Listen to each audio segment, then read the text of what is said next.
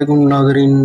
Drama ज़ब्त की episode 28 का नया प्रोमो कई जज्बाती और चौंका देने वाले मोड़ लेकर आया है। प्रोमो से साफ लग रहा है कि एला और ओन के दरमियान फासले मज़ीद बढ़ने वाले हैं। बीजान पूरी कोशिश करते हैं कि एला को समझाए कि ओन एक बहुत अच्छा इंसान है जिसने हर मुश्किल वक्त में उसका साथ दिया, लेकिन एला ये सब मानने के लिए तैयार ही नहीं। वो साफ कह देते हैं कि उसे ऐसे अच्छे लड़के के साथ भी नहीं रहना और इस शादी को अपनी ज़िंदगी का सबसे गलत फैसला समझती है।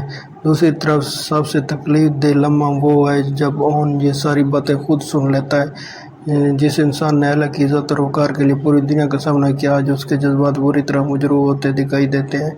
ऐसा महसूस होता है कि उनका सब्र और ज़ब्त अब एक बड़े इम्तिहान से गुजरने वाला है। उधर बीजान को शामी और इमला की बढ़ती हुई कुर्बत पर भी शक हो जाता है। वह फ़ौरन अरफा और फ़ारूक को खबरदार करते हैं कि अगर अभी अपने बेटे को ना संभाला गया तो बाद में बहुत देर हो जाएगी। लेकिन अरफा अब भी अपने बेटे का दिफा करती नजर आती है, हालांकि दिल ही दिल में उसे अपने फैसलों पर पछतावा होने लगा है।